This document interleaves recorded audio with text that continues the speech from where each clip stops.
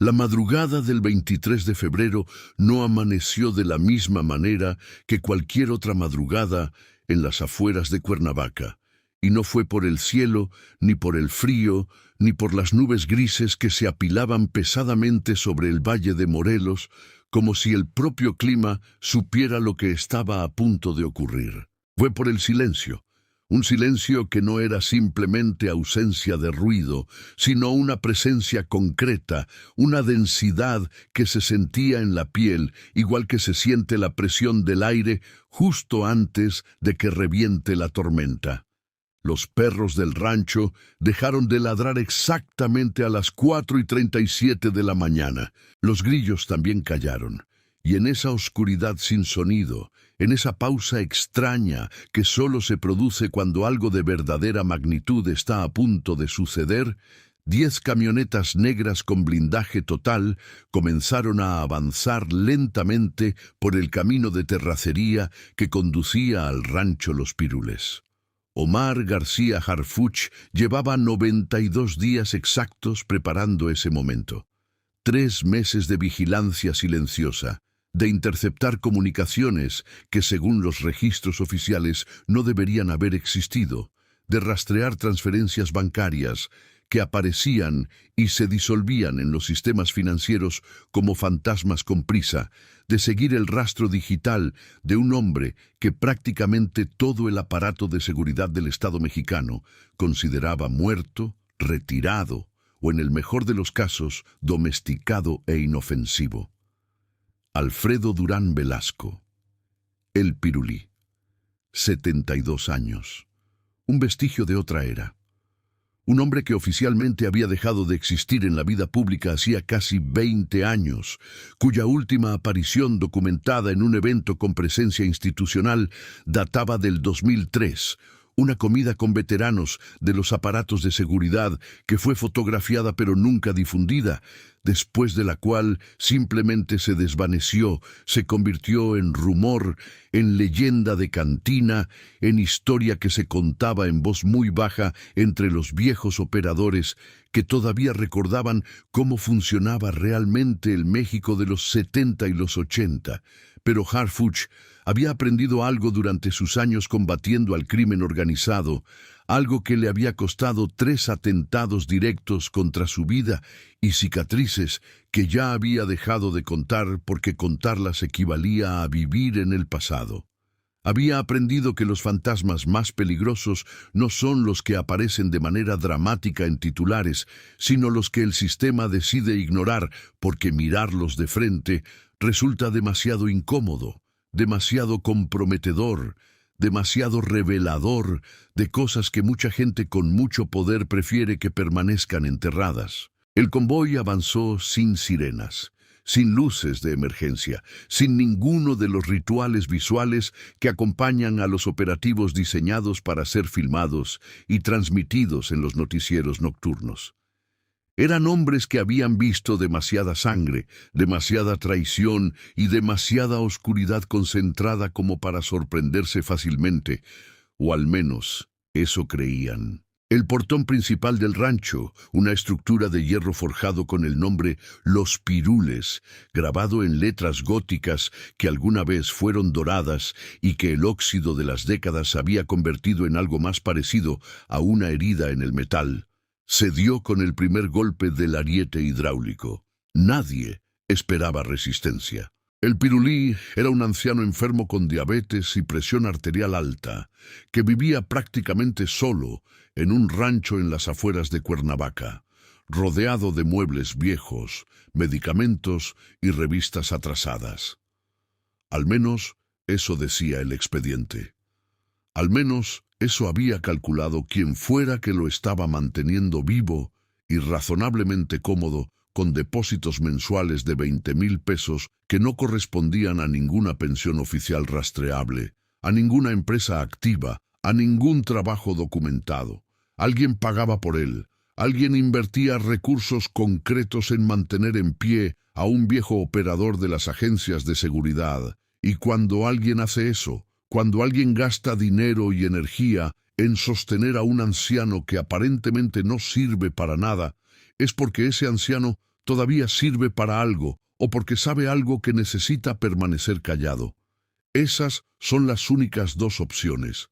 Siempre lo son. La casa principal era de esas construcciones de los años 70 que pretendían representar la modernidad de un México que quería romper definitivamente con su pasado colonial y rural, y que terminaron siendo una cápsula congelada de una estética que, vista desde el 2026, resulta fantasmal en su optimismo.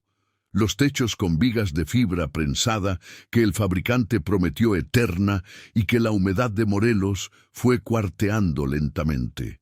Las setas color naranja quemado en los muros exteriores. El bar empotrado en la pared de la sala con botellas cubiertas de ese polvo fino que en la temporada seca baja de las montañas y se adhiere a todo. Cuadros de paisajes mexicanos colgados con precisión casi matemática, una reproducción de Rivera, una foto en blanco y negro de pirámides tan desgastada que ya era imposible saber si eran Teotihuacán o Chichén Itzá. Harfuch entró primero, como siempre hacía, no por demostración de valentía, sino porque había llegado a la convicción de que un jefe que no está dispuesto a ser el primero en poner el cuerpo, no merece el respeto de quienes trabajan con él. Sus ojos recorrieron la sala con la velocidad y precisión de quien ha aprendido a leer espacios como si fueran textos, a descifrar en la disposición de los objetos la historia de quien los habitó. Y entonces vio las fotografías. En este país, las alianzas y las lealtades se documentan con fotografías enmarcadas que se cuelgan en las paredes como pruebas de pertenencia a ese club invisible e informal donde se ejerce el poder real. Una fotografía en marco de caoba mostraba al pirulí mucho más joven, el cabello negro brillantinado hacia atrás, estrechando la mano del presidente Luis Echeverría Álvarez con esa sonrisa amplia que no llegaba a los ojos. Las sonrisas del poder nunca llegan a los ojos. Otra foto, más pequeña pero en marco más elaborado, lo mostraba junto a José López Portillo.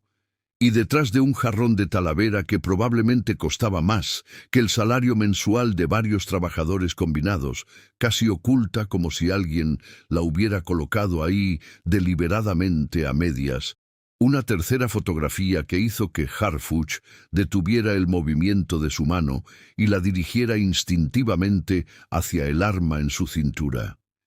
El pirulí, que no podía tener más de 30 años en esa imagen, vestido de civil, pero con una presencia militar inconfundible en la postura, en los hombros, en la manera particular de mirar a la cámara que tienen quienes han sido entrenados para matar, junto a un hombre que cualquier mexicano mayor de 50 años reconocería al instante, aunque nunca lo dijera en voz alta. Un hombre cuyo nombre circula solamente en susurros, en ciertos espacios, donde todavía se discute la historia real del país, no la que aparece en los libros de texto. Un hombre que oficialmente nunca existió en ningún registro gubernamental, pero que todos los que estuvieron cerca saben que fue una pieza fundamental del aparato represivo del Estado durante décadas. Harfuch fotografió ese cuadro con su celular y lo envió encriptado a su equipo de análisis. Sabía que esa imagen sola podía abrir líneas de investigación que tomarían años cerrar, pero también sabía que no era por eso que estaban ahí esa mañana. Había algo más. Lo sentía en el aire viciado de la casa, en la forma extraña en que los muebles, a pesar de parecer en orden, transmitían la sensación de haber sido abandonados con una cierta prisa. Esa diferencia indefinible pero absolutamente real entre un lugar simplemente viejo y un lugar que guarda secretos activos. Los elementos del equipo táctico se dispersaron por la casa con la eficiencia mecánica de quienes han ejecutado esta rutina cientos de veces. Abrieron cajones, revisaron armarios, golpearon paredes buscando huecos, levantaron alfombras buscando trampillas. Todo parecía demasiado ordinario para justificar 3 meses de preparación intensa. Ropa anticuada doblada en los closets, medicamentos para diabetes e hipertensión en el botiquín del baño, una televisión de tubo catódico que todavía funcionaba, montones de revistas atrasadas apiladas junto a un sillón desgastado. La vida aparente de un anciano retirado que esperaba tranquilamente que el tiempo terminara de consumirlo. Pero Harfuch veía la escenografía y la escenografía no le cuadraba. La casa estaba demasiado limpia para alguien que vivía solo, demasiado ordenada para alguien que supuestamente no recibía visitas, y esos depósitos bancarios que nadie podía explicar seguían ahí como una pregunta sin respuesta flotando en el aire de cada habitación. Fue en las caballerizas donde todo cambió de manera irreversible. Las caballerizas estaban a 50 metros de la casa principal, conectadas por un camino de grava que crujía bajo las botas de los agentes. La estructura era más antigua que la casa, probablemente de los años 50, construida cuando ese terreno formaba parte de una hacienda mayor que la reforma agraria había fraccionado y distribuido. Paredes de adobe grueso, techo de teja roja al que le faltaban piezas, vigas de madera carcomidas por termitas, los compartimentos que alguna vez albergaron caballos de raza traídos especialmente de Texcoco para ser presumidos más que montados. Ahora solo guardaban telarañas gruesas como cables, el olor ácido de la humedad mezclada con décadas de estiércol fosilizado y ese silencio particular de los lugares abandonados que parece tener densidad propia, consistencia, casi peso físico. Uno de los elementos del equipo, un agente joven de apellido Zárate que no superaba los 25 años, pero que se movía con la confianza tranquila de quien conoce perfectamente su oficio, se detuvo en el último compartimento. Había crecido en un rancho de Jalisco. Su padre había criado caballos. Conocía la arquitectura de esos espacios con la familiaridad de quien aprendió a caminar entre establos antes de aprender a leer. Algo no cuadraba. Contó sus pasos. Midió con la vista. Volvió a contar. Había 2 metros, quizás 2,5 metros, de diferencia entre el muro exterior visible desde fuera de la construcción y el muro interior del último compartimento.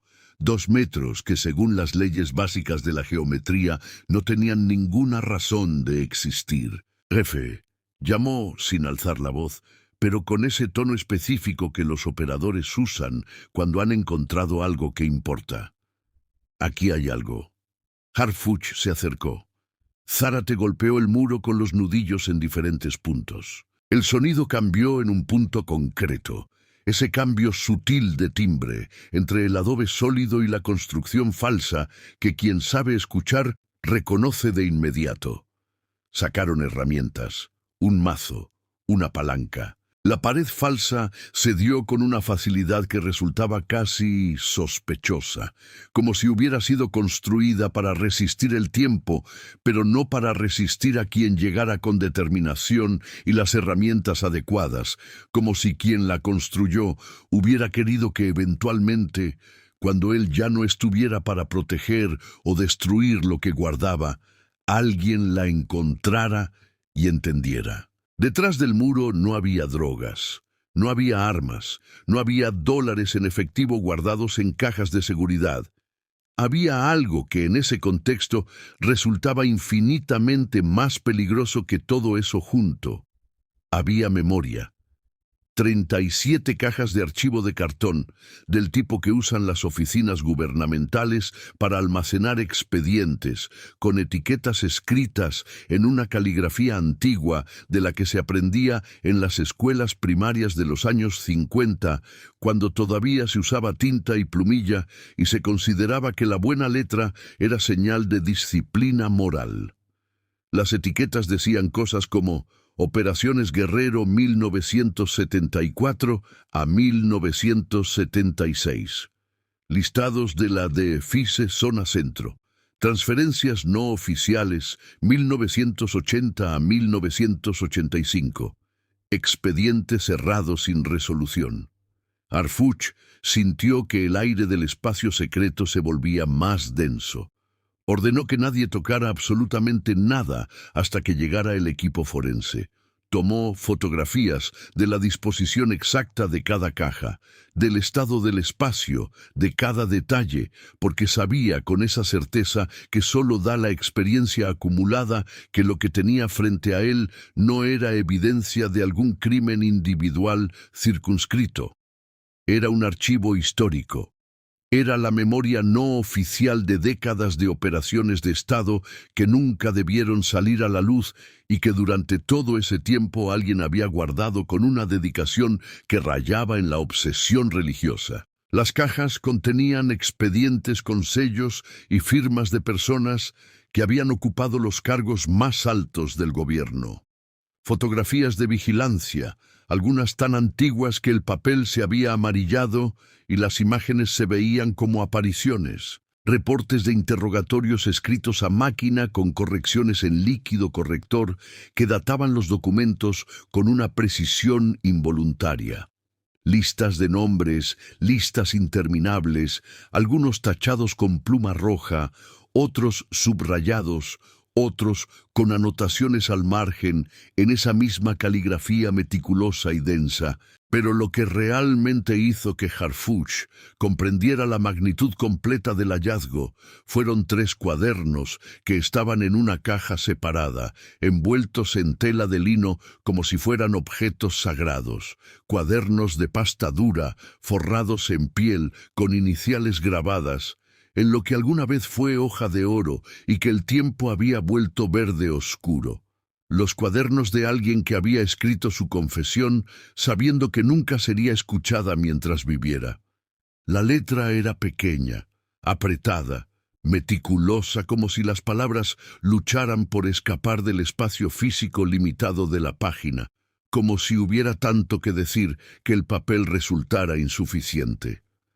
La primera entrada estaba fechada el 3 de octubre de 1978, la última apenas 6 meses antes del operativo, lo que significaba que el pirulí había seguido escribiendo hasta poco antes de morir. Harfuch ordenó que todo fuera fotografiado en el lugar exacto donde se encontraba antes de ser tocado, cada caja numerada y documentada, cada página registrada digitalmente. Sabía que lo que tenía entre manos no era solo evidencia criminal, era historia viva. Era la memoria de una nación que había decidido olvidar porque recordar dolía demasiado, porque recordar significaba confrontar verdades incómodas sobre la naturaleza real del poder en México, sobre lo que se había hecho en nombre de la estabilidad, del orden y de algo que en los documentos oficiales de la época se llamaba seguridad nacional. Pero para entender la magnitud de lo que estaba guardado en ese sótano secreto, hay que entender al hombre que lo construyó. Hay que retroceder en el tiempo. Hay que volver a un México que ya no existe, excepto en la memoria de quienes lo vivieron en sus propios cuerpos y en las historias que les cuentan a sus nietos. Hay que conocer al pirulí no como el fantasma en que se convirtió, sino como el hombre que fue antes de convertirse en fantasma. Alfredo Durán Velasco. Ese era su nombre completo, su nombre real, el que aparecía en su acta de nacimiento expedida en Tepic, Nayarit, el 15 de agosto de 1952. Su padre, Aurelio Durán, era maestro rural de los que el gobierno postrevolucionario mandaba a los pueblos más apartados con la misión civilizadora de enseñar a leer y escribir a los campesinos e inculcarles los valores de una revolución que, según el discurso oficial, todavía no terminaba de consolidarse décadas después de haber concluido. Su madre, Josefina Velasco, era partera, una de las últimas de esa generación que aprendía el oficio de su propia madre, que conocía los secretos de las plantas medicinales y las oraciones que se rezaban durante el parto para proteger a quien nacía y a quien paría. Una familia modesta que se enorgullecía de su honestidad y de su trabajo. que creía en la educación como el único vehículo de movilidad social genuinamente disponible para quienes no tenían apellido ni conexiones, que consideraba que el mayor pecado posible no era ser pobre, sino ser ignorante o deshonesto.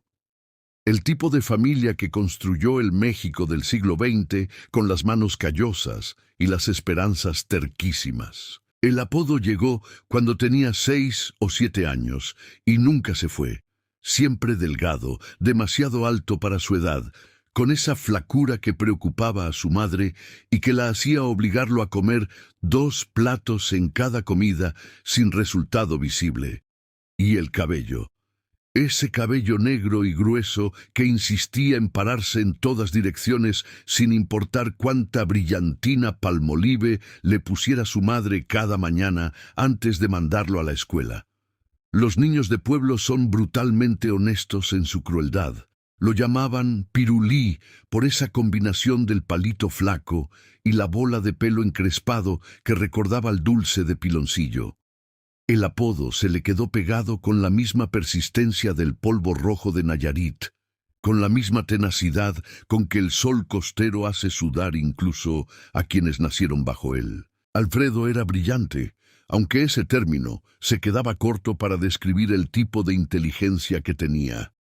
No era la brillantez ruidosa de los que ganan concursos de oratoria recitando discursos patrióticos que no comprenden, ni de los que memorizan datos para exámenes de admisión y los olvidan al día siguiente. Era una inteligencia silenciosa y profunda, casi invisible para quien no la buscara, que observaba mucho más de lo que hablaba, que conectaba puntos que otros ni siquiera percibían como puntos, que entendía desde muy joven que el poder en México no se ejerce desde los estrados con banderas, sino desde los pasillos oscuros donde se hacen los tratos reales, donde circula el dinero que no aparece en ningún registro oficial, donde se toman las decisiones que después se disfrazan de democracia y se presentan al público como el resultado natural de procesos institucionales. Terminó la primaria siendo el mejor de su generación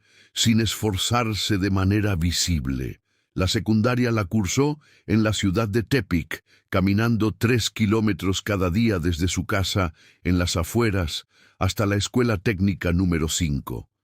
Ahí descubrió los números no como abstracción matemática, sino como herramienta de poder, como lenguaje que describe la realidad de maneras que las palabras no pueden.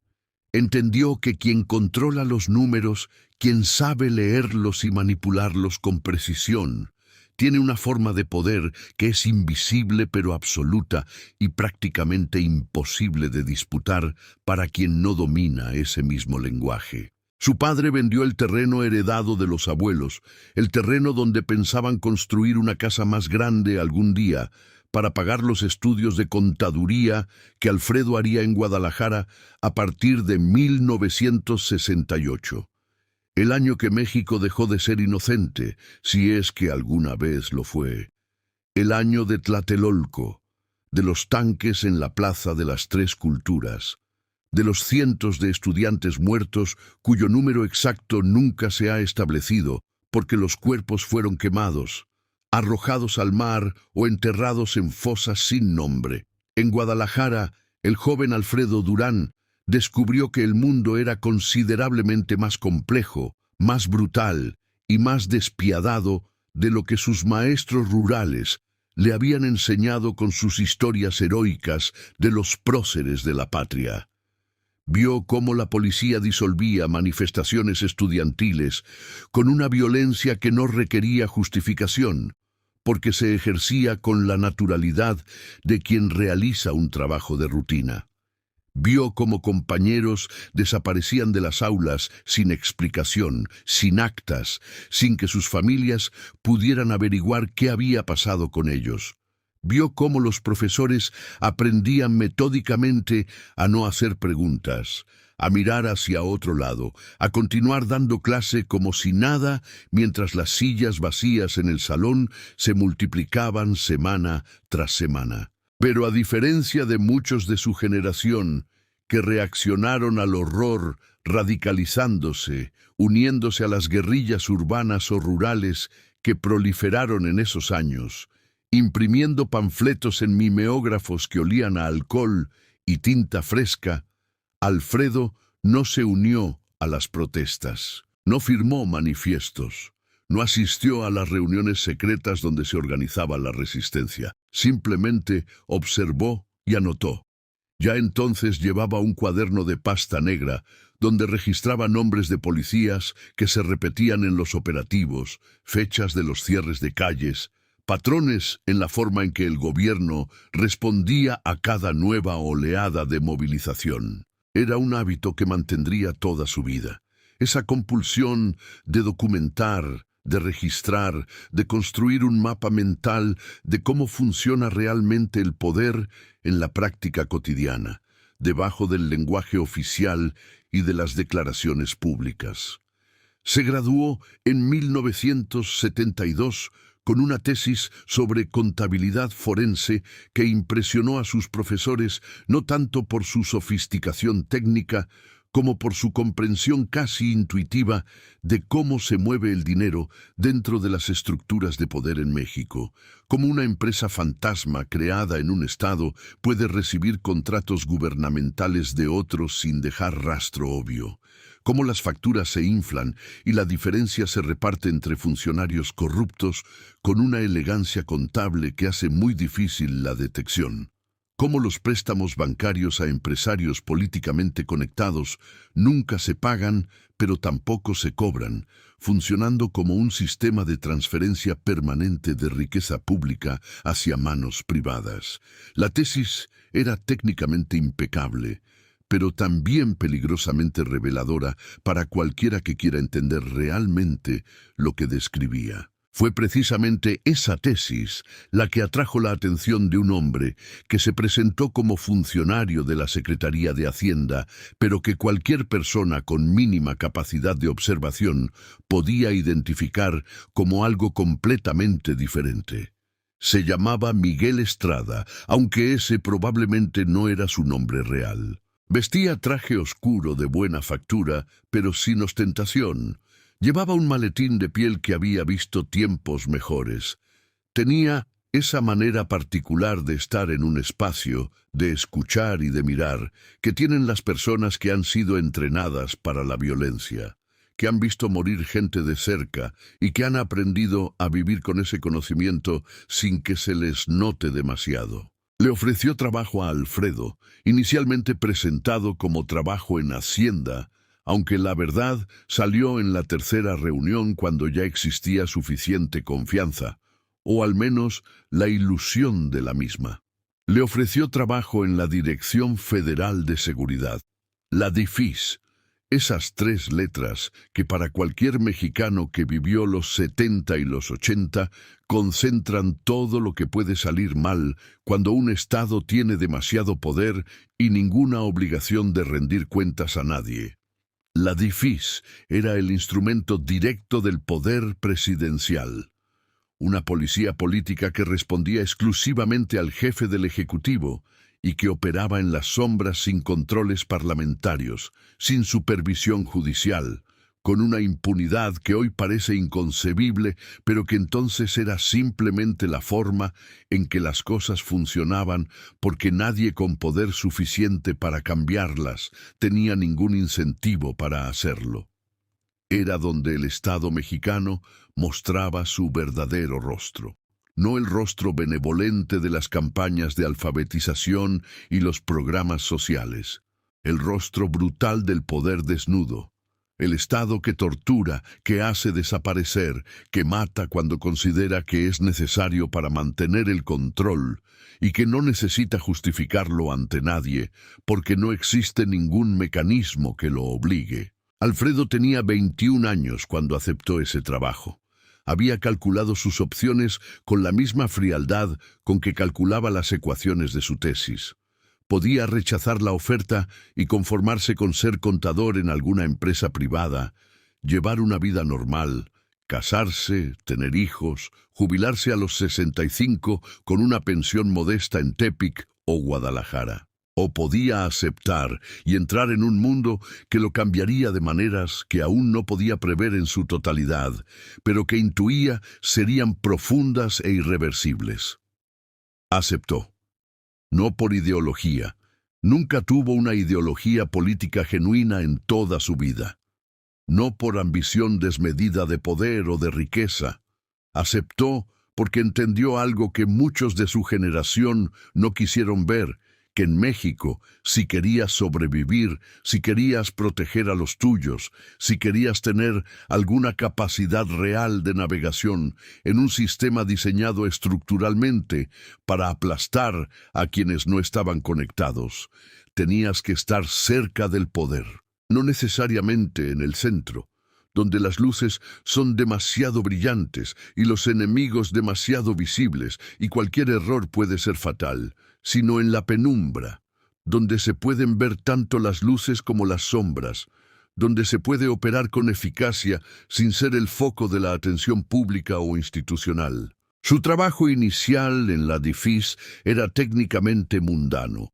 Lo asignaron a una oficina en el tercer piso de un edificio en la colonia Juárez de la Ciudad de México, que oficialmente albergaba una subdirección administrativa de la Secretaría de Gobernación. Su tarea era revisar las finanzas de organizaciones sospechosas de recibir financiamiento extranjero. Organizaciones estudiantiles, sindicatos, grupos campesinos, cualquier entidad que demostrara capacidad de movilización independiente del PRI. El trabajo consistía en revisar registros bancarios y seguir el rastro del dinero que llegaba desde Cuba para los grupos de izquierda o desde la CIA para los grupos anticomunistas, dependiendo de quién fuera el sospechoso de turno en cada momento. Alfredo descubrió que tenía un talento natural y genuino para ese trabajo, ese don escaso que pocas personas poseen, la capacidad de ver patrones donde otros solo distinguen números aleatorios, de detectar anomalías que revelan la estructura oculta debajo de las transacciones aparentemente legítimas. En 6 meses había destapado 3 redes de financiamiento que nadie más había detectado. En un año, sus informes llegaban directamente al escritorio del director. En 2 años, era uno de los hombres de confianza del sistema, alguien a quien podían encargarse operaciones sensibles con la garantía de que serían ejecutadas con eficiencia y discreción absoluta. Pero la confianza en ese mundo tiene siempre un precio. Y Alfredo estaba a punto de aprender cuál era ese costo exactamente, cuánto de su alma tendría que entregar para mantenerse en posición, para seguir siendo útil, para seguir vivo. Corría 1975, el año del horror silencioso, cuando le asignaron su primera operación de campo. No era trabajo de escritorio. No era revisar números en una oficina con aire acondicionado. Era trabajo sucio, del que deja marca permanente en quien lo hace, del que vuelve como pesadilla años después, cuando el cuerpo ya está en cama y la mente se libera de los controles diurnos. Había una célula guerrillera en Guerrero que estaba causando demasiados problemas al gobierno estatal y por extensión al federal, no tanto por su efectividad militar, que era limitada dado que tenían más voluntad que armamento y más coraje que entrenamiento, sino porque estaban ganando simpatía genuina entre la población rural. Y en México, cuando el pueblo empieza a ver en quienes se oponen al sistema no a bandidos, sino a libertadores, el sistema reacciona. Siempre reacciona. Y la reacción nunca es proporcional al estímulo. Alfredo fue enviado a Guerrero bajo la cobertura de contador, auditando finanzas municipales de varios pueblos de la sierra, una tarea aburrida y burocrática que nadie cuestionaría.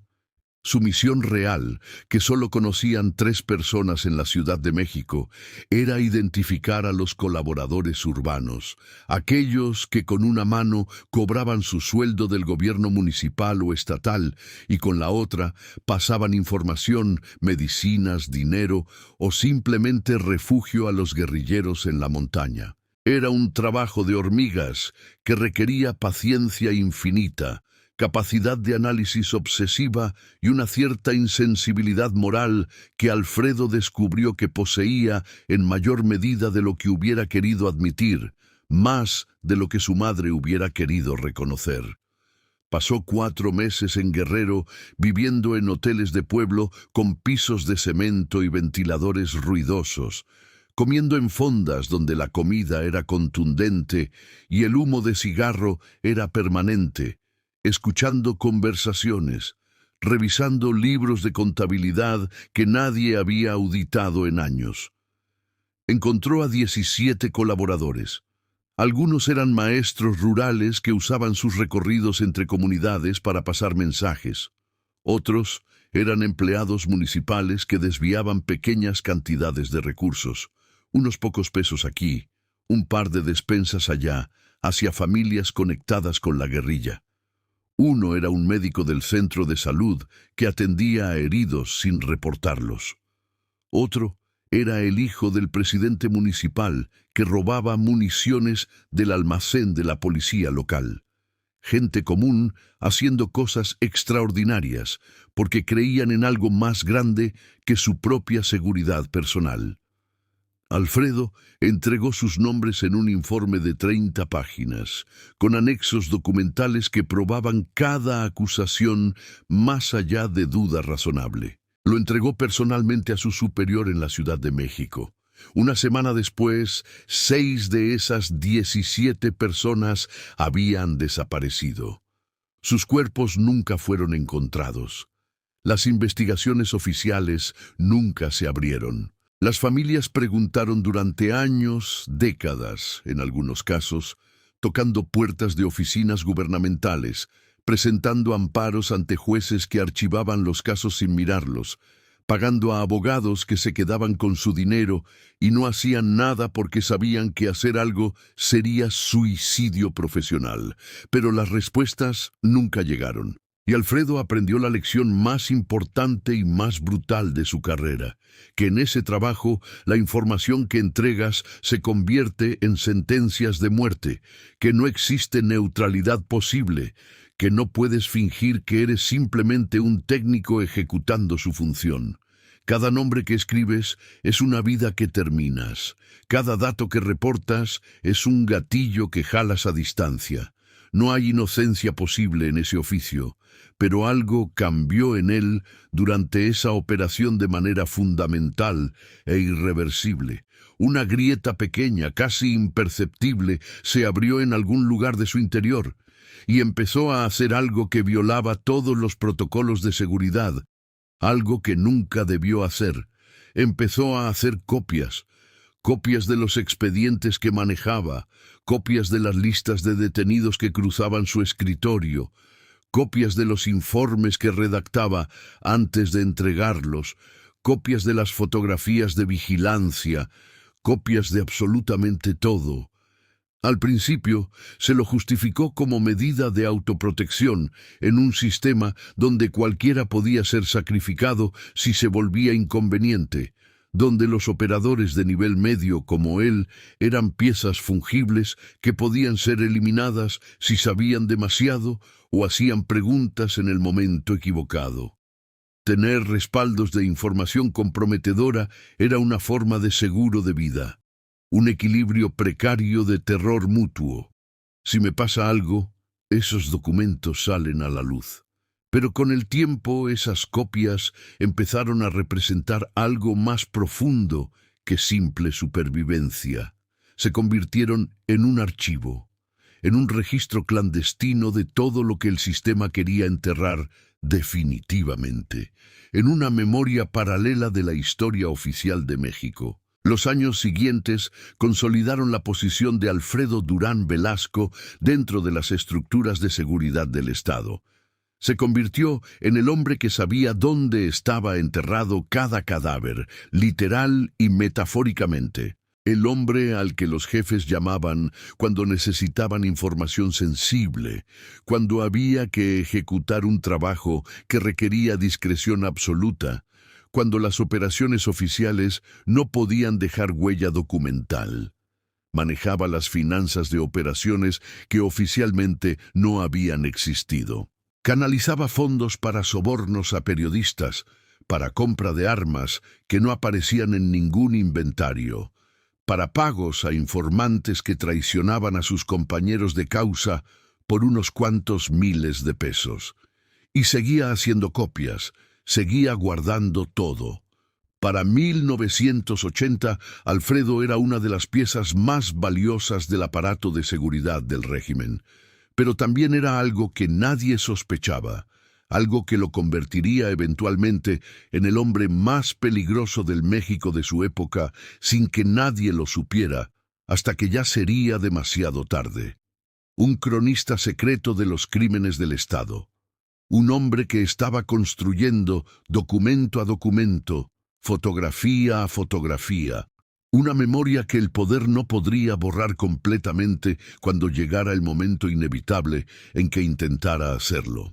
La pregunta de por qué lo hacía lo perseguiría toda su vida, la atravesaría en las noches de insomnio, lo despertaría sudando después de pesadillas donde los rostros de los desaparecidos lo miraban fijamente desde la oscuridad. En sus cuadernos personales, los que Harfuch encontraría décadas después en el sótano de las caballerizas, Alfredo escribió en 1982, en una de esas madrugadas donde el peso de la culpa se vuelve insoportable, que no sabía si guardaba esos documentos porque creía genuinamente en la justicia o porque necesitaba convencerse a sí mismo de que todo aquello significaba algo. Que cada nombre en esas listas había sido una persona que se despertó alguna mañana sin saber que era su último día, que cada fecha era el último momento en que alguien vio el sol sin agonía, que si nadie recordaba, si nadie guardaba el registro, entonces todo ese dolor se convertiría en nada más que estadística, en números abstractos que no significaban nada para nadie, y que él no podía aceptar que fuera nada. La vida dentro del sistema de seguridad mexicano de esa época no era solo trabajo sucio y documentos clasificados. Era también una subcultura con sus propios rituales y sus propios códigos. Las fiestas en residencias de funcionarios de alto nivel, donde el alcohol fluía con la misma abundancia que las confidencias peligrosas. El dinero que circulaba de maneras que nadie cuestionaba porque cuestionar su origen era admitir que todos estaban complicados hasta el cuello en algo sucio. Las reuniones en residencias donde se mezclaban políticos de primer nivel, empresarios de reputación dudosa, artistas que buscaban favores gubernamentales y criminales bien vestidos que parecían hombres de negocios completamente legítimos, porque en ese ambiente la diferencia entre ambas categorías era más de apariencia que de sustancia. Una amalgama que revelaba la verdadera naturaleza estructural del poder en México. Todos se necesitaban mutuamente. Todos se protegían mutuamente. Era un pacto de silencio, sostenido por el miedo compartido y el beneficio compartido. Dos fuerzas que cuando actúan simultáneamente producen una solidaridad criminal casi imposible de fracturar desde fuera. Fue en una de esas fiestas, en una residencia de Bosques de las Lomas, en una noche calurosa de julio de 1984, donde Alfredo conoció a Claudia. Era cantante de un grupo que amenizaba eventos privados para la élite política y empresarial.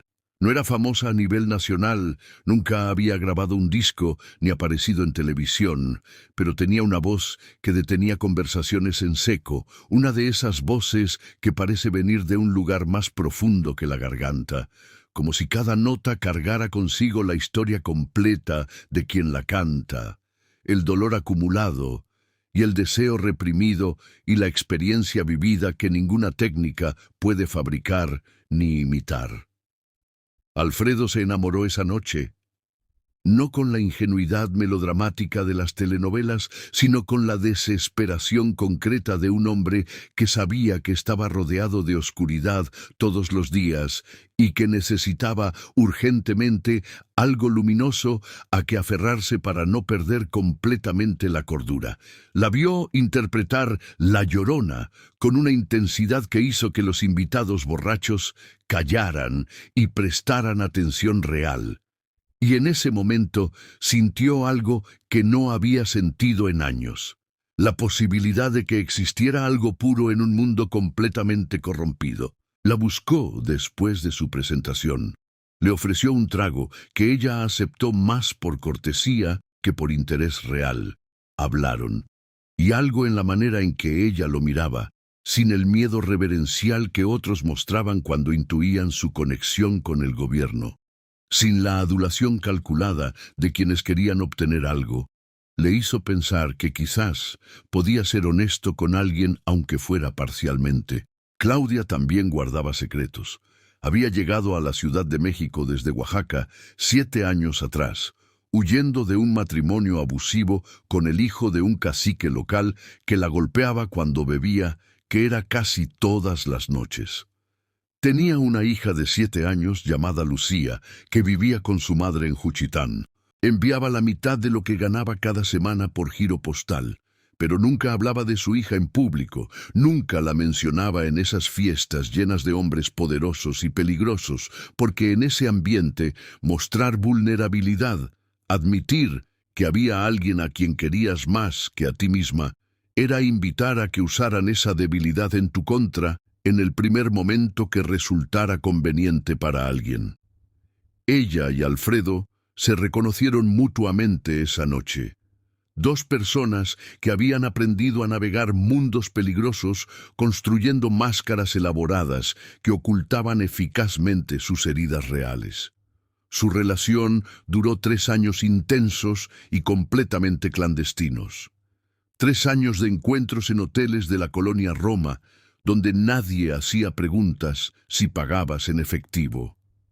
3 años de conversaciones en las madrugadas, donde ambos bajaban las defensas que mantenían alzadas frente al resto del mundo y se permitían ser vulnerables, ser humanos sin costo inmediato.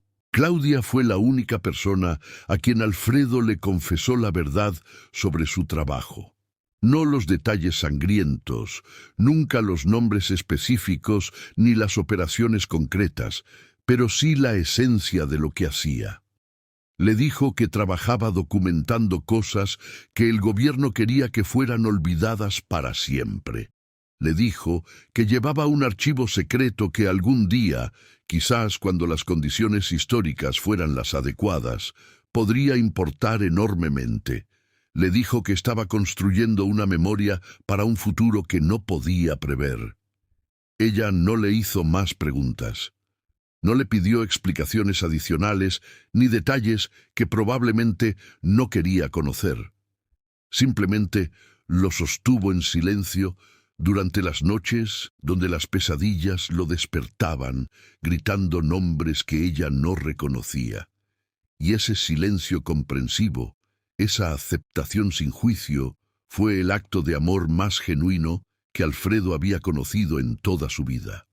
El tipo de amor que no necesita palabras, porque se expresa en la presencia misma, en el simple hecho de quedarse cuando sería más fácil irse. En marzo de 1987, Claudia desapareció. No hubo despedida dramática ni explicación. Simplemente dejó de aparecer en las fiestas donde se habían conocido. Dejó de contestar las llamadas al teléfono público de la vecindad donde rentaba un cuarto. Dejó de existir en el mundo donde sus vidas se habían cruzado. Alfredo la buscó con una obsesión que rayaba en la locura. Usó todos sus contactos dentro del sistema. Llamó favores guardados durante años. Encontró que, según los registros oficiales, había muerto en un accidente de autobús en la carretera Oaxaca-Salina Cruz, el 15 de abril de 1987. El certificado de defunción decía que el cuerpo había sido identificado por su madre y cremado al día siguiente por falta de recursos para pagar un entierro. Pero Alfredo había visto suficientes certificados de defunción falsos durante su carrera para reconocer uno cuando lo tenía enfrente. La firma del médico forense correspondía a alguien que había sido transferido a otro estado 2 meses antes. El número de acta no correspondía al registro del Ministerio Público. Claudia no había muerto en ningún accidente. Alguien la había eliminado. Aunque Alfredo dedicó meses a investigar, siguiendo cada pista hasta callejones sin salida, nunca pudo establecer con pruebas quién había dado la orden. Pero lo supo. Lo supo con la certeza de quien conoce desde adentro cómo funciona el sistema. Alguien en las esferas altas había decidido que esa relación representaba un riesgo. Quizás Alfredo había sido visto como demasiado vulnerable, demasiado emocionalmente comprometido. Quizás alguien simplemente quiso mandar un mensaje, o quizás, y esta era la posibilidad más probable y más aterradora, alguien simplemente ejerció el poder porque podía hacerlo, porque en ese sistema las vidas de personas como Claudia no tenían peso suficiente para que eliminarlas generara consecuencias para nadie. Esa pérdida cambió a Alfredo de maneras que ninguna de las otras brutalidades que había presenciado o ejecutado había logrado cambiarle. La grieta que se había abierto en 1975, cuando entregó aquellos 17 nombres en Guerrero, se convirtió en un abismo que nunca podría cerrarse. Dejó de justificar su trabajo como un mal necesario para mantener la estabilidad del país. Dejó de pretender que servía a una causa mayor que él mismo. Comprendió con una claridad brutal que era parte de una maquinaria que consumía vidas sin propósito ético real, simplemente porque esa era su naturaleza estructural, porque los sistemas de poder generan su propia lógica interna que no requiere validación externa para perpetuarse. Y tomó una decisión final. Seguiría trabajando para el sistema porque salirse era imposible sin consecuencias letales. Quien salía de la DIFIS generalmente terminaba muerto o convertido en ejemplo disuasorio para otros que consideraran desertar. Y además, ya estaba demasiado adentro, sabía demasiado, estaba demasiado comprometido para poder presentarse ante nadie con las manos limpias. Pero documentaría todo con una meticulosidad que rayaba en la obsesión. Su archivo dejaría de ser una colección casual de respaldos para protección personal y se convertiría en su misión de vida, en la única forma de redención parcial que podía concebir. Construiría una memoria que el sistema no pudiera borrar completamente, un registro que eventualmente, cuando él ya no estuviera, permitiría que la verdad emergiera de alguna forma. Los años 90 trajeron cambios sísmicos para el sistema político mexicano que en su momento parecieron revolucionarios, pero que con el tiempo se revelarían como más superficiales de lo esperado. El PRI empezaba a mostrar grietas visibles después de más de 7 décadas de dominio absoluto. La crisis de 1994, el levantamiento zapatista en Chiapas, los asesinatos políticos de Colosio y Ruiz Massieu, todo señalaba que el viejo sistema se estaba transformando aunque nadie podía predecir con certeza hacia qué.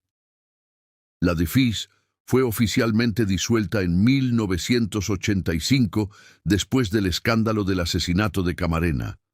Pero como siempre ocurre en México, sus funciones simplemente migraron a otras agencias con nombres diferentes.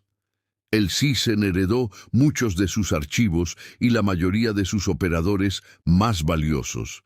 El Pirulí sobrevivió a esa transición porque era indispensable. Conocía demasiado. Había participado en demasiadas operaciones, tenía demasiados secretos guardados en lugares que solo él conocía. Eliminarlo habría sido complicado y potencialmente catastrófico si tenía respaldos en poder de terceros. lo cual todos sospechaban, pero nadie podía confirmar sin preguntarle directamente. Y preguntarle directamente habría sido admitir que tenían motivos para temer lo que podría hacer con esa información. Para 1995, Alfredo estaba semi-retirado de manera oficial. Tenía 43 años, pero se sentía 20 años mayor. El estrés acumulado, los años de vivir con miedo constante y renovado, el peso de la culpa que cargaba como una maleta que nunca podía dejar en ningún lugar, todo había cobrado factura visible en su cuerpo y en su manera de estar en el mundo. Se había comprado el rancho en las afueras de Cuernavaca con dinero que nadie preguntaba de dónde venía, porque todos conocían la respuesta, y nadie quería escucharla en voz alta. Oficialmente era consultor de seguridad privada para empresas que necesitaban protección o inteligencia. En realidad, era un archivo andante de los secretos más oscuros del Estado mexicano de las últimas 3 décadas. Recibía visitas ocasionales de funcionarios que necesitaban recordar detalles de operaciones pasadas, de políticos que querían asegurarse de que ciertos documentos nunca saldrían a la luz, de empresarios conectados con el poder que buscaban información sobre competidores. Alfredo lo recibía con cortesía fría en su rancho, servía mezcal artesanal de su pueblo natal que mandaba traer especialmente en garrafones, hacía los arreglos necesarios y proporcionaba la información solicitada. Pero cada visita era registrada, cada conversación era transcrita de memoria en cuanto los visitantes se marchaban. Cada nuevo dato era archivado meticulosamente. Los años 2000 llegaron con la alternancia política que muchos habían esperado durante décadas. El PRI perdió la presidencia por primera vez en 70 años. Hubo quienes creyeron ingenuamente que eso significaría un ajuste de cuentas histórico, que los archivos secretos saldrían finalmente a la luz, que se conocería la verdad completa sobre Tlatelolco, sobre la guerra sucia, sobre las desapariciones forzadas. Pero no ocurrió nada de eso. El nuevo gobierno descubrió rápidamente lo que todos los gobiernos mexicanos descubren sin excepción, que gobernar México requiere usar los mismos instrumentos de poder, las mismas redes de control, las mismas estructuras de vigilancia que usaron los predecesores, y que esos instrumentos vienen con una memoria institucional que no puede simplemente borrarse con decreto presidencial. Alfredo recibió visitas del nuevo equipo de seguridad. Las mismas preguntas sobre operaciones pasadas. Las mismas preocupaciones sobre qué documentos existían y dónde estaban. La misma paranoia institucional sobre qué secretos del pasado podrían usarse para desestabilizar al gobierno en turno.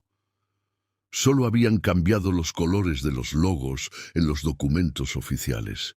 La sustancia del poder seguía siendo exactamente la misma. Para entonces Alfredo era definitivamente un hombre viejo. La diabetes diagnosticada en 2004 se estaba complicando progresivamente. El colesterol amenazaba su corazón. La presión arterial requería 3 medicamentos distintos para mantenerse en rangos aceptables. Y más allá de los achaques físicos, estaba el peso de todo lo acumulado, de los años y los secretos y los nombres que cargaba como una cruz invisible, pero absolutamente real. Sabía que su tiempo se terminaba, y tomó la decisión final que había estado posponiendo durante décadas. Organizaría todo su archivo. Lo ordenaría cronológicamente primero, temáticamente después. Lo convertiría en algo coherente que pudiera ser comprendido por alguien que no hubiera vivido esa época, que no conociera los contextos y las claves internas. Y lo escondería en un lugar donde eventualmente fuera encontrado, pero no antes de que él dejara de ser un problema para nadie, no antes de que su muerte hiciera imposibles las represalias directas contra los vivos. La construcción del sótano secreto en las caballerizas tomó 3 meses de trabajo cuidadoso. Contrató a albañiles traídos especialmente desde Michoacán, fuera del estado, para que no tuvieran conexiones locales que pudieran representar un riesgo de filtración. Les pagó en efectivo y el doble de la tarifa normal. Les dio una historia creíble sobre una cava de vinos que quería construir, un capricho de anciano con dinero y tiempo libre. Los albañiles hicieron su trabajo sin hacer preguntas, porque la paga era buena y porque habían aprendido a reconocer cuándo hacer preguntas podía volverse peligroso. Cuando terminaron, Alfredo los despidió con bonos generosos y la advertencia velada de que olvidaran que habían estado en ese rancho. Luego él mismo, con sus propias manos que ya temblaban un poco por el principio de neuropatía diabética, selló la entrada falsa. Durante los años siguientes trabajó en su archivo con la dedicación de un monje medieval, copiando manuscritos iluminados. Clasificó documentos por temas y subtemas. Digitalizó fotografías con un escáner que compró y aprendió a usar, a pesar de no tener facilidad natural con la tecnología. Transcribió cintas de casete cuyo audio se deterioraba cada año que pasaba, y escribió sus cuadernos. 3 volúmenes gruesos donde explicaba el contexto histórico de cada operación, el significado de cada documento, el trasfondo completo de cada nombre incluido.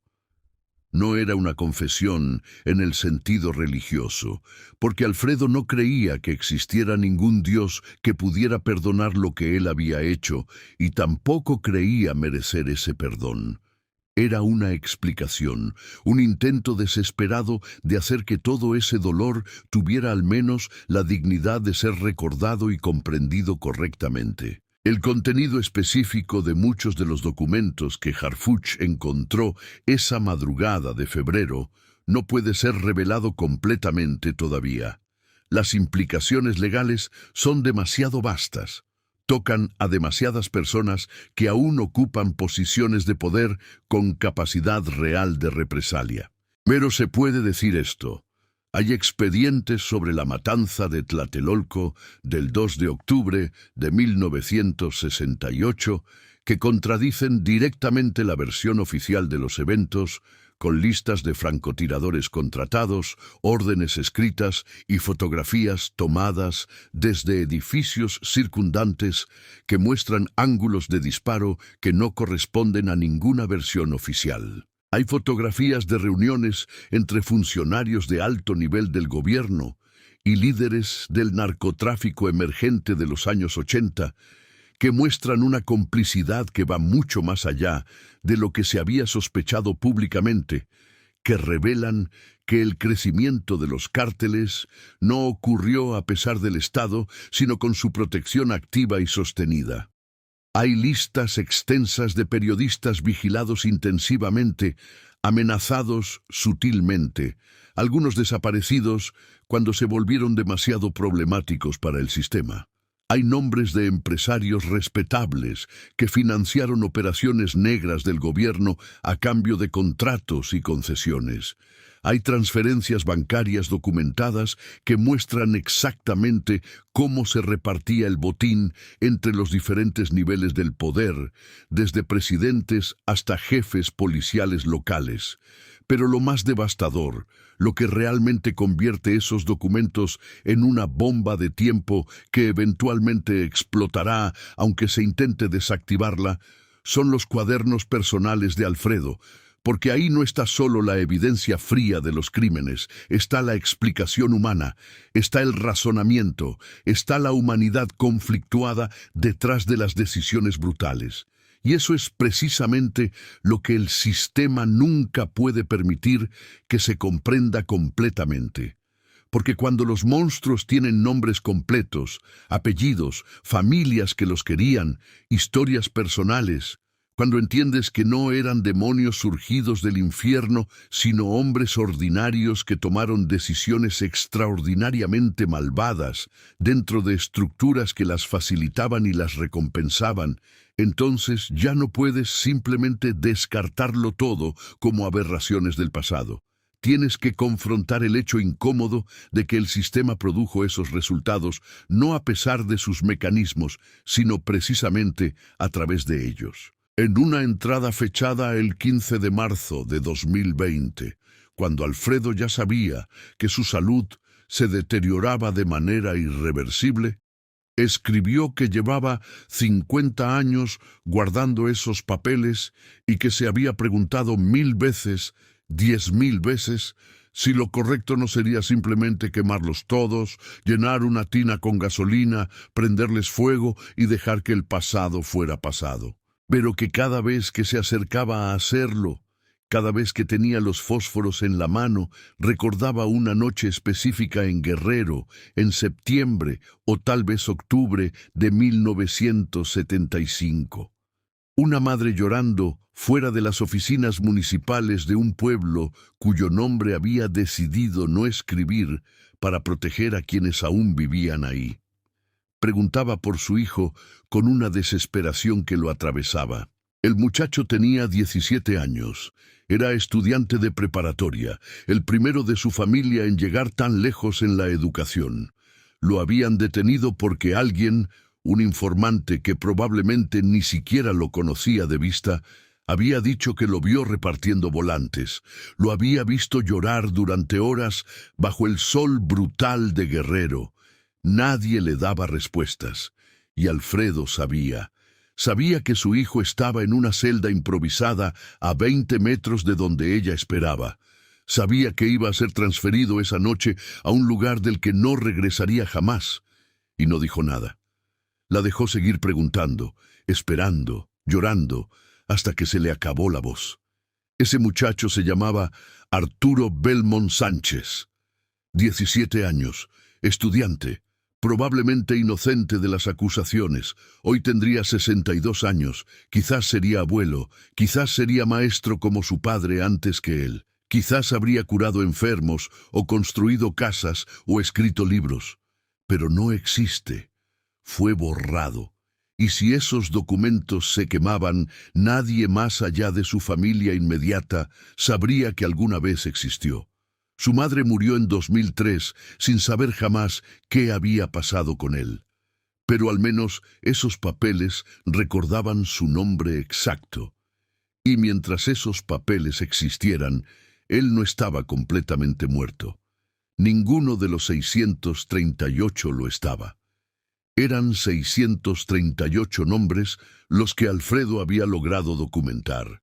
638 personas que el Estado decidió borrar, y él no podía dejarlos olvidar. Harfuch leyó ese pasaje completo en el asiento trasero de su camioneta blindada mientras el convoy regresaba lentamente a la Ciudad de México con las 37 cajas aseguradas en un camión de valores. Leyó todo el primer cuaderno durante el viaje, que tomó casi 3 horas por el tráfico brutal de la mañana capitalina.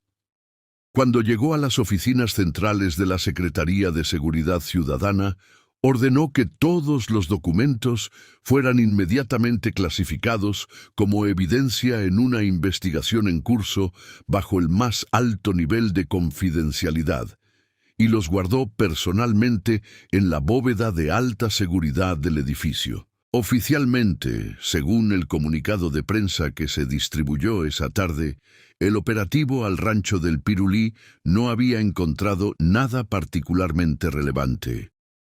Algunas irregularidades administrativas menores relacionadas con impuestos no pagados. Documentos viejos sin importancia actual. La prensa apenas le dio cobertura. Una nota breve de 3 párrafos en la sección de policía de los periódicos principales. El nombre de Alfredo Durán Velasco no apareció en ningún titular nacional.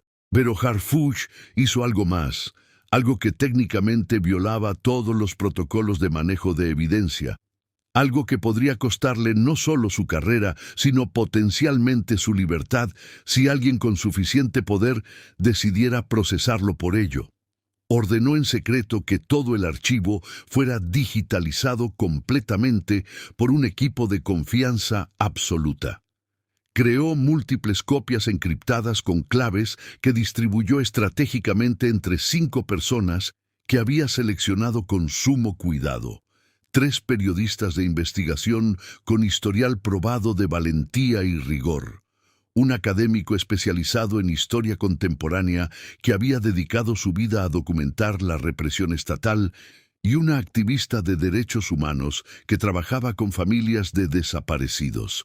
Gente que sabría exactamente qué hacer con esa información cuando llegara el momento correcto, cuando el contexto político permitiera que la verdad emergiera sin causar un caos que terminara enterrándola de nuevo bajo nueva propaganda. Porque Harfuch entendió algo fundamental que Alfredo había comprendido décadas antes, que algunos secretos son demasiado peligrosos para mantenerlos centralizados en un solo lugar donde pueden ser destruidos con una sola orden, y que algunas verdades necesitan ser protegidas precisamente de quienes tienen más poder para suprimirlas. Alfredo Durán Velasco, el Pirulí, murió 3 meses después del operativo, en mayo, oficialmente de causas naturales. Un paro cardiorrespiratorio mientras dormía. Lo encontró la señora Lucinda, la mujer que le hacía la limpieza 2 veces por semana y que había trabajado para él durante 15 años sin saber realmente a qué se dedicaba su patrón ni qué guardaba en el sótano de las caballerizas. No hubo funeral con amigos reunidos para despedirlo. No hubo esquela en los periódicos con fotografías y palabras de condolencia. Su cuerpo fue cremado en el Panteón Civil de Cuernavaca y las cenizas entregadas en una urna sencilla de cerámica a un sobrino de Tijuana que nunca supo realmente a qué se había dedicado su tío, que solo lo recordaba vagamente como aquel pariente que aparecía ocasionalmente en reuniones familiares, pero que siempre parecía estar pensando en otra parte. El rancho Los Pirules fue vendido 6 meses después de la muerte de Alfredo a un empresario inmobiliario de la Ciudad de México que planea convertirlo en un desarrollo de casas de campo para la clase media alta capitalina que busca escapar del caos urbano los fines de semana. Las caballerizas serán demolidas completamente. El sótano secreto será rellenado con toneladas de concreto durante la preparación del terreno, sin que los trabajadores de la construcción sepan siquiera que están enterrando el espacio que alguna vez guardó los secretos más oscuros del México del siglo XX. Pero los documentos existen. Las copias digitales están ahí fuera, protegidas por encriptación robusta, respaldadas en servidores en diferentes países, esperando el momento adecuado. Y ese era el plan de Alfredo desde el principio. Sabía que vivía en un país con memoria sistemáticamente frágil, con una amnesia casi institucionalizada que prefiere olvidar porque recordar duele demasiado, porque recordar obliga a confrontar verdades incómodas sobre quiénes somos realmente como sociedad. Pero también sabía otra cosa, que hay momentos en la historia donde el pasado regresa de manera inevitable, donde las preguntas que se dejaron sin responder durante décadas empiezan a resonar de nuevo con urgencia renovada, donde una nueva generación que no vivió los eventos decide que merece saber la verdad, que tiene derecho a conocer la historia completa sin censura ni maquillaje oficial. Y cuando llegue ese momento, el archivo estará ahí esperando. En su última entrada, fechada 5 días antes de su muerte, cuando ya apenas podía sostener la pluma por el temblor de sus manos envejecidas, Alfredo escribió con una caligrafía que se desmoronaba pero que aún era legible, que si alguien estaba leyendo eso, significaba que finalmente habían encontrado su archivo y que eso le daba algo de paz. Y escribió lo que no estaba en ningún documento oficial, lo que ninguna fotografía ni grabación podía capturar. Que la verdad más difícil de aceptar era que todos eran monstruos. No solo algunos de ellos que seguían órdenes, no solo los jefes que las daban, todos, los que ordenaban, los que ejecutaban, los que miraban hacia otro lado para no complicarse la vida, los que se beneficiaban del sistema sin preguntar cómo funcionaba realmente, los que votaban por los mismos una y otra vez porque el statu quo les convenía, todos, y que la razón por la que el país no podía sanar sus heridas profundas era porque no querían aceptar esa verdad colectiva, que preferían creer que habían sido unos cuantos villanos perversos y que el resto eran inocentes o víctimas impotentes, pero que no era así, que ese infierno lo habían construido colectivamente y que solo colectivamente podrían salir de él algún día, si es que realmente querían, que no estaba seguro de que quisieran, que era más cómodo olvidar, pero que al menos ahora tenían los hechos documentados, que hicieran con ellos lo que su conciencia les dictara, que él ya no podía cargar más con ese peso, que se los pasaba, que si existía Dios, los acompañara en lo que decidieran hacer. La historia del Pirulí plantea preguntas profundamente incómodas que no tienen respuestas limpias ni sencillas. ¿Fue un héroe por guardar meticulosamente esos documentos durante décadas, arriesgando su vida? ¿O fue un cobarde por no revelarlos mientras vivió, por esperar hasta después de su muerte para que la verdad saliera? Es posible ser cómplice directo de crímenes absolutamente horrorosos y al mismo tiempo ser el único guardán de su memoria. ¿Dónde está exactamente la línea entre el arrepentimiento genuino y la autoabsolución conveniente? Alfredo pasó los últimos 50 años de su vida haciéndose exactamente estas preguntas con variaciones infinitas. Las escribió en sus cuadernos una y otra vez. Y nunca, ni una sola vez, encontró respuestas que lo satisficieran o que le dieran paz verdadera. Quizás esa sea la lección real que deja su historia, que no hay redenciones totales ni respuestas limpias, que la historia real de un país, no la que se enseña en las escuelas, ni la que aparece en los libros aprobados por las instituciones, está llena de matices imposibles, de personas que fueron simultáneamente víctimas y victimarios, de decisiones que en su momento parecían necesarias o inevitables, y que con el tiempo y la distancia se revelan como atrocidades. México es un país construido literalmente sobre capas geológicas de violencia que nunca ha terminado de procesar completamente. Cada generación hereda los traumas no resueltos de la anterior y añade los suyos propios. El ciclo continúa porque nunca nos detenemos el tiempo suficiente para mirar hacia atrás con verdadera honestidad, para confrontar lo que fuimos y lo que seguimos siendo.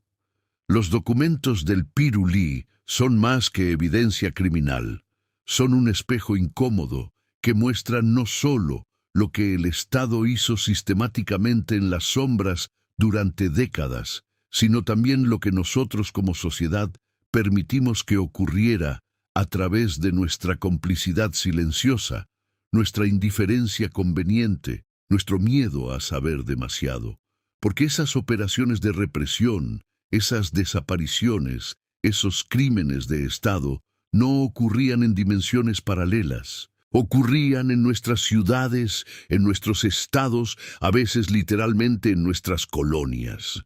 Y la mayoría de la gente decidió activamente no ver, no preguntar, no involucrarse.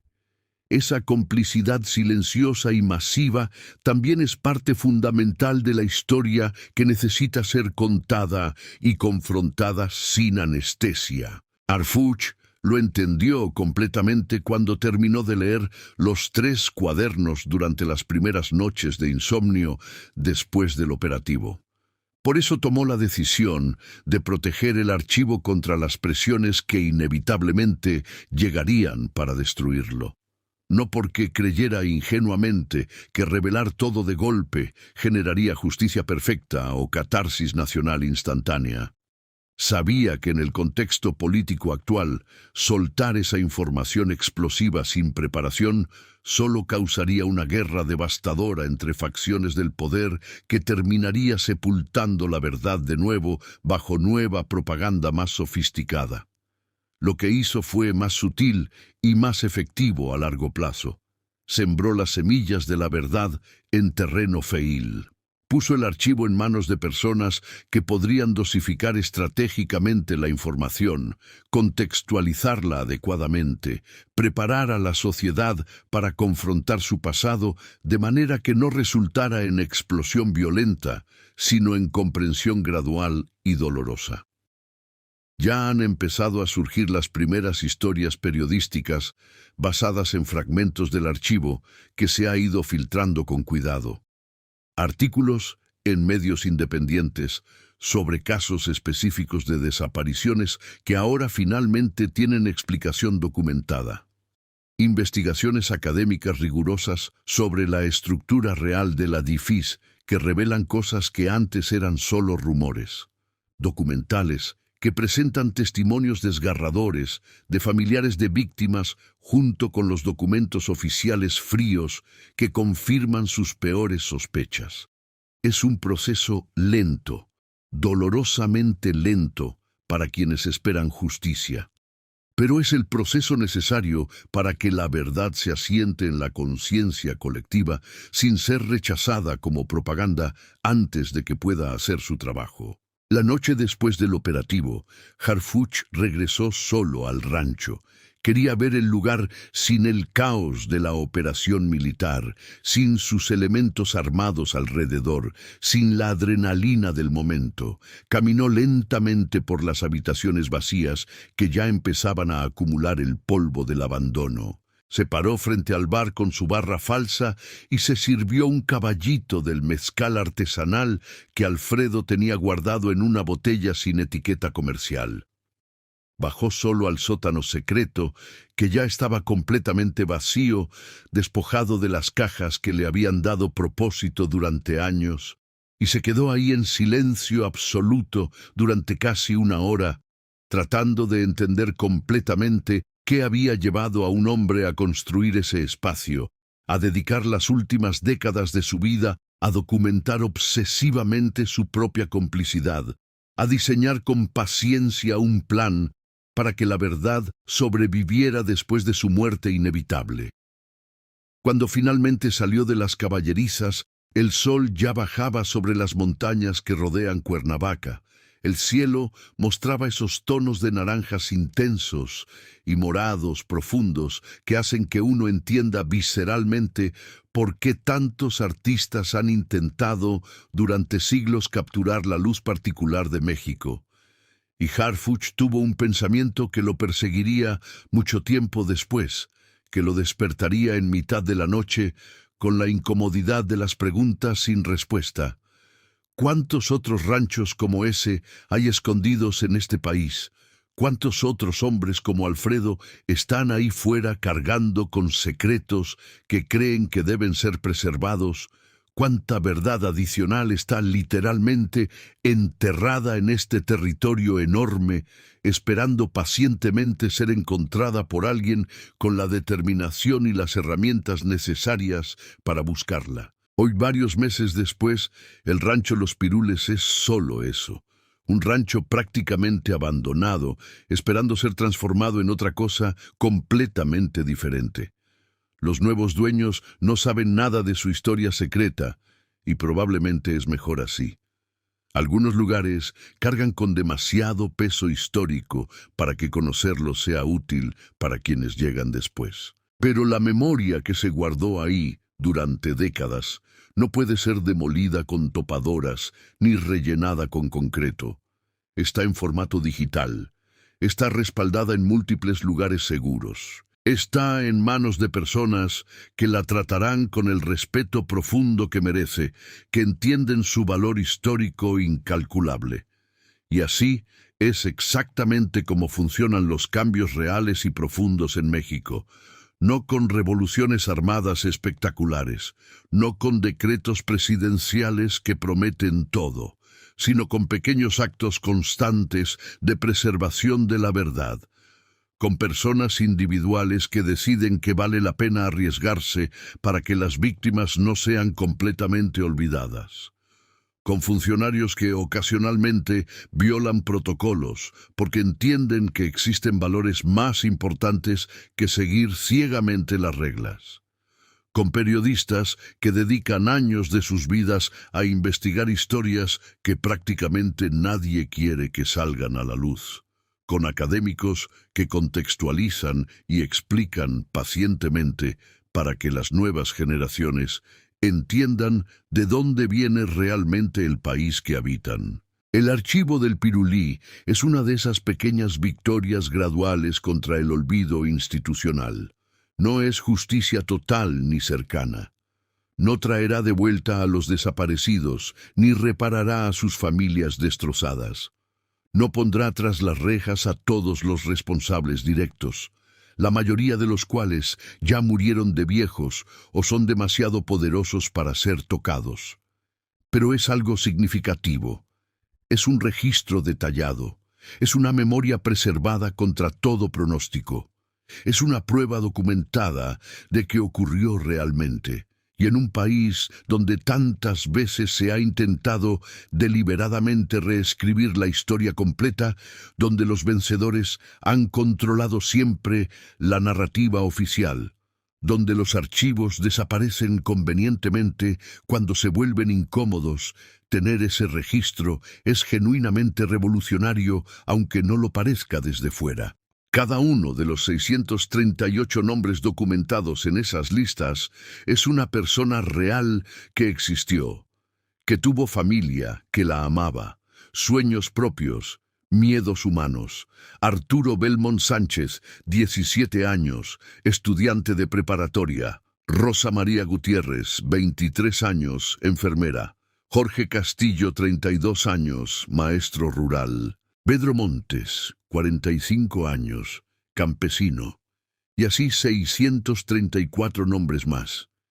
638 personas destinadas por el sistema a ser completamente olvidadas, borradas de la historia oficial, pero que ahora tienen al menos la dignidad básica de estar registradas, de ser recordadas por alguien, de importar, aunque sea mínimamente. Alfredo entendió algo fundamental sobre la naturaleza humana, que los muertos dependen completamente de los vivos para ser recordados, que la justicia legal puede no llegar nunca en muchos casos, pero la memoria histórica sí puede preservarse si alguien se compromete a hacerlo, y que hay una diferencia moral enorme entre morir y ser completamente olvidado, que lo segundo es infinitamente más violento que lo primero porque borra la evidencia de que alguien existió.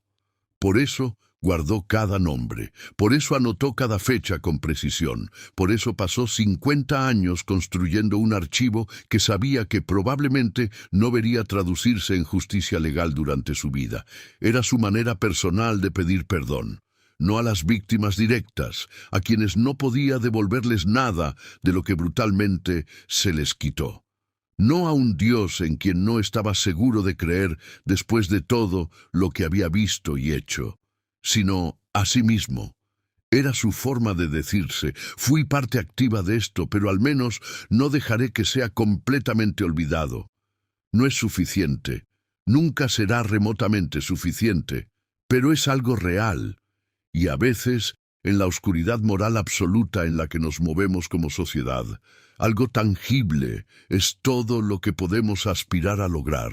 La pregunta que queda suspendida en el aire después de conocer esta historia, la pregunta que Harfuch no pudo responder parado en ese sótano vacío y que Alfredo no pudo responder después de 50 años de intentarlo, es la misma que te queda a ti ahora mismo. Si tuvieras en tus manos la evidencia documentada de los crímenes que construyeron el país que habitas, si supieras exactamente qué se hizo, quién lo ordenó y quién lo ejecutó, si tuvieras la prueba irrefutable de todo lo que se hizo en nombre de la estabilidad y del orden, ¿qué harías con esa verdad? ¿Tendrías el valor de sostenerla? ¿O sería más cómodo, más seguro, más conveniente simplemente no saber? Alfredo Durán Velasco pasó toda su vida adulta atrapado en esa pregunta, y la respuesta que encontró, la única que pudo darse después de décadas de insomnio y pesadillas y culpa acumulada, fue esta: que la verdad no existe para hacer sentir bien a quienes la conocen. Existe para que las víctimas no sean borradas completamente. Existe para que las próximas generaciones tomen decisiones más informadas que las anteriores. Existe porque sin ella, el ciclo simplemente continúa. Y el ciclo ya lleva demasiado tiempo continuando.